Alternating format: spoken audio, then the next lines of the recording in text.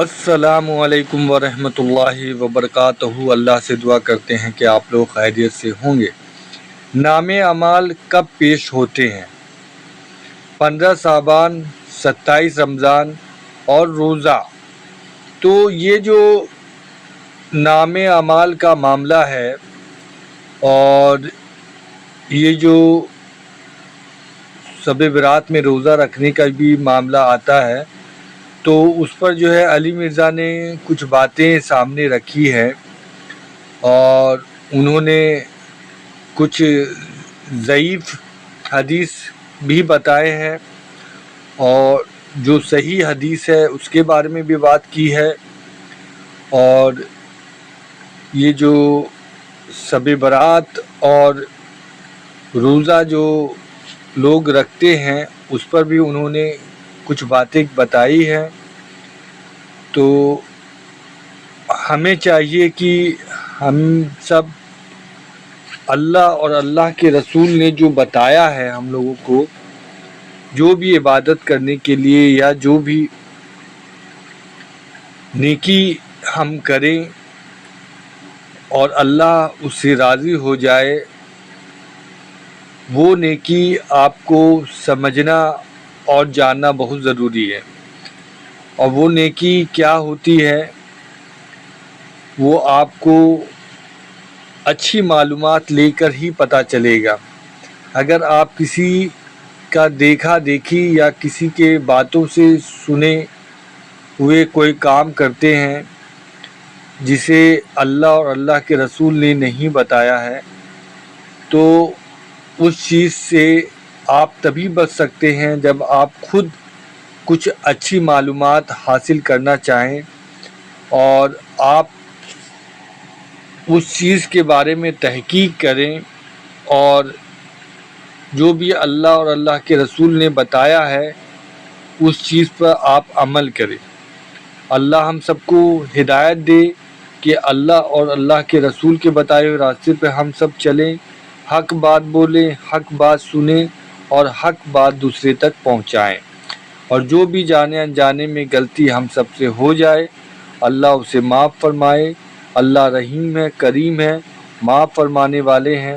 اللہ ہم سب کی جانے انجانے میں غلطیوں کو معاف فرما دیجیے، آمین ثم آمین۔ اسی طریقے سے ایک اور حدیث پیش کی جاتی ہے سنن ابن ماجہ سے، وہ بھی مشکات میں بھی موجود ہے، کہ نبی الاسلام نے فرمایا کہ اس مہینے میں نامہ اعمال اللہ کے حضور پیش ہوتے ہیں، رات کا قیام کرو اور دن کا روزہ رکھو۔ حالانکہ اس میں کذاب راوی ہے، یہ گھڑی ہوئی روایت ہے، ضعیف بھی نہیں، گھڑی ہوئی روایت، ڈٹائی کے ساتھ بیان کرتے ہیں۔ اور یہ رات جو ہے وہ فجر کا وقت شروع ہونے تک اللہ تعالیٰ کی طرف سے خاص رحمت کی رات ہے، فرشتے نازل ہوتے ہیں، وہی جو لیلۃ القدر کے بارے میں ہے۔ اور وہ تو میں نے آپ کو بتایا کہ روزانہ کے لیے بھی فضیلت ہے، بخاری مسلم میں، کہ آخری تہائی رات جب رہ جاتی ہے تو اللہ تعالیٰ آسمان دنیا پہ نزول فرماتا ہے، جیسا کہ اس کی شان کے لائق ہے، اس کی مثال نہیں بیان ہو سکتی، اور کہتا ہے کوئی مجھ سے مانگنے والا میں اسے عطا کروں، ہے کوئی بخشش مانگنے والا کہ میں اسے بخش دوں، حتیٰ کہ فجر کا وقت داخل ہو جائے۔ یہ روزانہ کے لیے اللہ تعالیٰ کی طرف سے ایک اسپیشل آفر ہے پوری انسانیت کے لیے کہ وہ حق قبول کر لیں۔ ایک اور روایت ہے سنن ابن ماجہ میں، جسے ضعیف جمع ضعیف کا فارمولہ لگا کے شیخ البانی نے حسن درجے میں ڈکلیئر کر دیا، جس کی وجہ سے آج کل بعض اہل حدیث بھی شب برات کو اتنا ماننا شروع ہو گئے شیخ البانی کی وجہ سے، کہ اس رات اللہ تبارک و تعالی مخلوق کی طرف متوجہ ہوتا ہے اور سوائے دو طرح کے لوگوں کے سب کی مغفرت فرما دیتا ہے، ایک جو شرک کرنے والا ہے اور دوسرا جو اپنے مسلمان بھائی کے بارے میں دل میں کینہ رکھنے والا ہے۔ لیکن یہ روایت بھی کمزور ہے اور یہ باقی روایتوں سے بھی زیادہ کمزور روایت ہے۔ اس میں دو مجہول راوی ہیں، ان نون، اور دو مدلس راوی ہیں جو عن سے روایت کر رہے ہیں، اور امام مسلم نے صحیح مسلم کے مقدمے میں لکھا ہوا ہے کہ مدلس کی عن والی روایت سما کی تصریح کے بغیر ضعیف تصور کی جائے گی۔ 4 سکم ہے اس روایت کے اندر، اس کے باوجود شیخ البانی نے چونکہ اسے حسن لکھ دیا، اور وہ حسن لکھ رہی ہے ضعیف جمع ضعیف، وہ آج بریلوی بھی کوٹ کرتے ہیں، دیوبندی بھی، اور بعض اہل حدیث بھی کوٹ کرتے ہیں۔ اور جو شیخ البانی کی اس تحکیم کے ساتھ ایگری نہیں کرتے اہل حدیث، ان کی بھی جرت نہیں ہے کہ وہ شیخ البانی کا رد کریں کہ یار انہوں نے اس کے اوپر جو حکم لگایا وہ ٹھیک نہیں لگایا۔ میں آپ کو مزے کی بات بتاؤں، آلموسٹ کوئی 13-14 سال پہلے کی بات ہے، نئے نئے جب ہم اہل حدیث کی طرف آئے تو اس وقت بڑا جوش بھی تھا. تو میں I-10 کی مسجد میں دارالاسلام نام کی ایک مسجد ہے گرین بیلٹ کے اوپر I-10 2 میں, وہاں جمعہ میں نے پڑھا تو وہ شب برات کے حوالے سے گرج رہے تھے بریلویوں کے اوپر نا, وہاں کے جو عالم صاحب تھے. تو میں نے پرچی پہ نا انہیں کاغذ پہ لکھ کے بھیجا کہ آپ کے جو روحانی ابا جان ہے نا شیخ ناصر الدین البانی جو محدث اعظم سعودی ہیں, 99 میں ڈیتھ ہوئی, ویسے البانیہ سے تھے, سعودیہ میں سیٹل ہوئے, آج بھی اکثر جو علماء عرب ہیں وہ ان کے اسٹوڈنٹ ہیں. تو انہوں نے تو اس روایت کو حسن ڈکلیئر کیا ہوا ہے, تو مہربانی کریں ان کا رد بھی ساتھ ہی کر دیں کیونکہ یہ تختہ مشق بنے میں آپ لوگ ان کی وجہ سے. اچھا, انہوں نے پرچی بھی پڑھی اور ان کو پتا بھی تھا, وہ بڑے محقق عالم تھے جو وہاں جمعہ پڑھاتے ہیں, گول کر گئے جی پرچی. بعد میں نے ان کو ملا, اب وہ ڈرے ہوئے تھے, ان کو پتا تھا میں تو مطلب نیا نیا اس طرف گیا ہوا تھا, تو آپ پتہ نئے نئے بندے میں جوش ہی کتنا ہوتا ہے. میں نے کہا یہ کیا آپ نے کیا؟ انہوں نے کہا جی کیوں آپ نے ہماری پبلک کو بھی ہمارے خلاف کرنا ہے, پہلے ہم دوسروں کے ساتھ پنگا لیے ہوئے ہیں, ادھر ہم اپنے کے خلاف بھی پنگا لے لیں گے تو ادھر تو وہ کہیں گے جی اپنے بزرگوں کو ہی رگڑ رہے ہیں. یہ وجہ ہے میرے بھائی لوگ حق قبول نہیں کرتے. کہتے ہیں جی قادیانی کیوں نہیں مانتے؟ بھائی جب تم چشتی دجال اور تھانوی دجال کا جھوٹا دفاع کرو گے یا ان کے دفاع کرنے والے علماء کا جھوٹا دفاع کرو گے تو بھائی تم قادیانیوں کو کیسے اسلام کی دعوت دے سکتے ہو؟ ہمارے اس پلیٹ فارم کی برکت سے الحمدللہ درجنوں قادیانیوں نے اسلام قبول کیا ود فیملی, وہ مجھے بتاتے ہیں آ کے, لیکن میں نے آج تک کسی کو ساتھ بٹھا کے ویڈیو نہیں کبھی ریکارڈ کروائی. ان کے پاس کوئی ایک بندہ آ جائے نا تو سارے فرقوں میں اسے گھماتے ہیں اور چندہ اکٹھا کرتے ہیں, کیونکہ ان کا مقصد چندہ اکٹھا کرنا ہے. ختم نبوت کے اوپر جتنا چندہ ملتا ہے اور کسی کام پہ نہیں ملتا. اسی لیے دیکھیں دنیا کا جو فارغ ترین انسان ہے نا وہ بھی یہ کہتا ہے میں ختم نبوت پہ کام کر رہا ہوں. یہ حق خطیب کو دیکھ لینا, میں ختم نبوت, یہ ان کا طریقہ واردات ہے. اچھا, اب اقرار اس کی غلط حرکتوں سے اسے روکنے گیا ہے تو وہ کہہ رہا ہے یہ مجھے ختم نبوت پہ کام کرنے سے روک رہے ہیں. دیکھ لو, تو یہ ختم نبوت کے پیچھے چھپتے ہیں, حالانکہ ختم نبوت کے اوپر یہ ڈاکہ مار رہے ہیں, جس کاز کو یہ نقصان پہنچا رہے ہیں اس کے پیچھے چھپ رہے ہیں. تو یہ ان کا اسکیپ روٹ ہے. خیر وہ عالم صاحب نے خیر اگلے جمعے میں بھی اس کو بیان نہیں کیا. تو یہ روایت بھائی اس میں 4 سکم ہیں, 2 مجہول راوی ہیں, 2 مدلس ہیں, عن سے روایت کر رہے ہیں. اور شیخ زبیر لزئی صاحب نے اس حدیث پہ حکم جب لگایا نا, مشکات میں بھی حدیث آئی ہے, تو انہوں نے فٹ نوٹ پہ لکھا کہ یہ روایت تو اندھیروں میں ڈوبی ہوئی روایت ہے, دور دور تک اس میں تو روشنی کی کوئی کرن بھی باقی نہیں ہے, کیونکہ وہ بیسیکلی شیخ البانی پہ ٹونٹ کر رہے تھے کہ تم نے حسن کہاں سے بنا دیا, یہ تو ضعیف سے بھی کوئی آگے درجے کی چیز ہے, تم نے حسن کیسے بنا دیا. تو شیخ زبیر لزئی رحمہ اللہ ہمارے استاد, انہوں نے باقاعدہ اس کے اوپر تحقیم کی اور انہوں نے باقاعدہ ایک پورا مضمون لکھا تھا جو ان کے مقالات کی پہلی جلد میں چھپا ہوا ہے, جس میں جتنی بھی روایتیں اس حوالے سے ہیں نا وہ انہوں نے ڈسکس کر کے ایک ایک کے اوپر حکم لگایا اور بتایا کہ بھئی صحیح بات کتنی تھی اور یہ بعد میں یہ بات کس نے ایڈ کر دی ہوئی ہے. اسی طریقے سے ایک اور روایت مشکات کے اندر آئی ہے شعب الایمان امام بیہقی کی کتاب کے ریفرنس سے کہ اس رات میں اللہ تعالیٰ کے فرشتے نازل ہوتے ہیں, یہ رات فجر کا وقت داخل ہونے تک جو سلامتی والی رات ہے, اس میں نامہ اعمال اللہ کے حضور پیش ہوتے ہیں, دن کا روزہ رکھو, اور اس طرح کے مختلف الفاظ. وہ بھی بالکل مردود روایت ہے, اس کے اوپر بھی شیخ صاحب نے حکم لگایا مشکات کے اندر بھی, لیکن ایمانداری انہوں نے کی, اس کی فٹ نوٹ پہ لکھ دیا کہ یہ بات تو درست ہے کہ شعبان کے مہینے میں نامہ اعمال اللہ کے حضور پیش ہوتے ہیں, یہ بات درست ہے.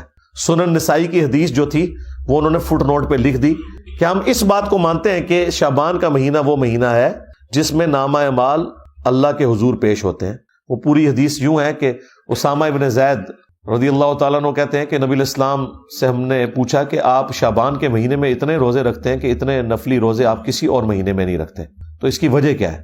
تو آپ صلی اللہ علیہ وآلہ وسلم نے فرمایا کہ اکثریت لوگوں کی رجب اور رمضان کے درمیان والے اس مہینے کی فضیلت سے غافل ہے. آپ نے 2 مہینوں کا ذکر اس لیے کیا کہ رجب تو اللہ کا مہینہ اس حوالے سے کہ وہ حرمت والا مہینہ, اور رمضان تو افضلیت والا مہینہ ہے, قرآن نازل ہوا, تو اتنے 2 افضل مہینوں کے درمیان جو یہ مہینہ ہے نا شعبان کا, یہ بھی بہت فضیلت والا ہے. پھر آپ علیہ السلام نے فرمایا کہ اس مہینے میں اللہ کے حضور نامہ اعمال پیش ہوتے ہیں, اور میری خواہش ہے کہ جب میرا نامہ اعمال اللہ کے حضور پیش ہو تو میں روزے کی حالت سے ہوں, اس لیے میں روزے رکھتا ہوں کثرت سے. اچھا, یہ بڑا اچھا موقع تھا کہ نبی علیہ السلام پھر پورے شعبان میں روزے نہ رکھتے, ایک 15ویں شعبان کو رکھ کے کہتے کہ یہی وہ رات ہے. یہ بھی اس بات کا ثبوت ہے کہ وہ اس طرح کی رات والا معاملہ کوئی نہیں. البتہ ایک روایت شعب الایمان امام بیہقی کی کتاب میں ہی ہے صحیح سند کے ساتھ, اور وہ ایک تابعی کا قول ہے. شام کے ایک تابعی تھے مکحول رحمہ اللہ، مشہور تابعی ہیں، لیکن یہ اس حوالے سے بھی مشہور ہیں کہ اس قسم کی ساری عجیب و غریب روایتیں بھی انہوں نے بیان کی ہوئی ہیں. مرسل روایت ہے، کسی صحابی کا ذکر نہیں کیا انہوں نے، اور صحیح مسلم کے مقدمے میں موجود ہے کہ تابعی کی مرسل کوئی شے نہیں ہے جب تک وہ صحابی کو مینشن نہ کرے، کیونکہ کنفرم نہیں نا کہ اس نے روایت کہاں سے سنی ہے. اگر صحابی سے سنی ہوتی تو بیان کر دیتے، بل وہ ان کا اپنا قول ہے انہی الفاظ کے ساتھ جو سنن ابن ماجہ میں وہ ضعیف روایت تھی کہ اس رات اللہ تعالیٰ سب کی مغفرت کر دیتا ہے سوائے شرک کرنے والے کے اور کینہ پرور شخص کے. تو یہ روایت سندن تو درست ہے لیکن صرف تابعی کا قول ہے، اس لیے یہ بھی کوئی اس حوالے سے حجت نہیں ہے. لیکن وہ بات اپنی جگہ درست ہے جو میں نے بتائی کہ سنن نسائی میں واضح حدیث ہے کہ نبی علیہ السلام اس مہینے میں کثرت سے روزے رکھتے تھے، کیونکہ آپ علیہ السلام نے فرمایا کہ نامہ اعمال اللہ کے حضور پیش ہوتے ہیں اس مہینے کے اندر. بلکہ صحیح بخاری اور صحیح مسلم دونوں میں موجود ہے کہ نبی صلی اللہ علیہ وآلہ وسلم رمضان کے بعد سب سے زیادہ روزے جس مہینے میں رکھتے تھے وہ شعبان کا مہینہ ہوتا تھا. تو شعبان کے مہینے کے روزوں کی فضیلت اپنی جگہ ہے، حتیٰ کہ بخاری اور مسلم دونوں میں حدیث ہے. اما عائشہ سلام اللہ علیہا کہتی ہیں کہ میرے جو رمضان میں مخصوص ایام کے روزے چھوٹ جاتے تھے تو میں ان کی قضا اگلے شعبان میں دیتی تھی، کیونکہ شعبان میں نبی علیہ السلام جو ہے وہ کثرت سے روزے رکھتے تھے. بیسیکلی انہوں نے کوڈ ورڈ میں بات کی، وہ جو حدیث ہے نا بخاری مسلم میں کہ کوئی بھی بیوی اپنے خامند کی مرضی کے بغیر روزہ نہیں رکھ سکتی. یعنی اس میں امپلائیڈ ہے کہ خامند اپنی بیوی کے ساتھ جو ازدواجی تعلق ہے وہ دن کے وقت بھی قائم کر سکتا ہے. تو اما عائشہ جو کہہ رہی ہے نا کہ میں روزے شعبان میں رکھتی تھی رمضان کے قضا کیے ہوئے، کیونکہ نبی علیہ السلام نے روزہ رکھا ہوتا تھا، یعنی اب امپلائیڈ تھا کہ مجھے اب اجازت کی ضرورت نہیں ہے، نبی علیہ السلام خود روزے سے، تو میں اپنے روزوں کی قضا دے لیتی تھی. حتیٰ کہ صحیح مسلم میں یہاں تک الفاظ ہے کہ نبی صلی اللہ علیہ وآلہ وسلم شعبان کا پورا مہینہ روزہ رکھا کرتے تھے. یہ بھی حدیث موجود ہے، یعنی کوئی اکا دکا چھوٹ گیا، ادروائز آپ کی روٹین تھی کہ پورا شعبان آپ روزہ رکھا کرتے تھے، رمضان بھی اور شعبان بھی. پھر صحیح مسلم میں یہ حدیث ہے نبی صلی اللہ علیہ وآلہ وسلم ہر پیر کو اور ہر جمعرات کو بھی روزہ رکھا کرتے تھے. اور ترمذی میں تو الفاظ ہیں یہ اس لیے میں رکھتا ہوں کہ نامہ اعمال ہر پیر اور جمعرات کو اللہ کے حضور پیش ہوتے ہیں، میری خواہش ہے کہ میں روزے کی حالت سے ہوں. ایک اور حدیث بھی ہے مسلم میں کہ نبی علیہ السلام پیر کا روزہ اس لیے رکھتے تھے فیہ ولدت وفیہ انزل علیہ، کہ اس دن میں پیدا ہوا، اس دن مجھ پہ پہلی دفعہ وحی نازل ہوئی. وہ بھی ہے ایک پیر اور جمعرات والی بھی ہے کہ نامہ اعمال اللہ تعالیٰ کے حضور پیش ہو. تو اب دیکھ لیں نامہ اعمال شعبان کے مہینے میں بھی پیش ہوتے ہیں، نامہ اعمال پیر اور جمعرات کو بھی پیش ہوتے ہیں. یعنی شعبان کے مہینے میں جو سال پورے کا ریکارڈ اللہ کے پاس جاتا ہے، پورے ہفتے کا ریکارڈ جو ہے وہ پیر اور جمعرات کو، اور روزانہ بھی ہوتا ہے. جو بخاری مسلم میں حدیث ہے کہ فرشتے فجر اور عصر کے وقت ڈیوٹیاں اپنی بدلتے ہیں. فجر والے فرشتے جب عصر کے وقت واپس جاتے ہیں، اللہ تعالیٰ سب کچھ جانتا ہے، اس کے باوجود پوچھتا ہے کہ میرے بندوں کو کس حال میں پایا.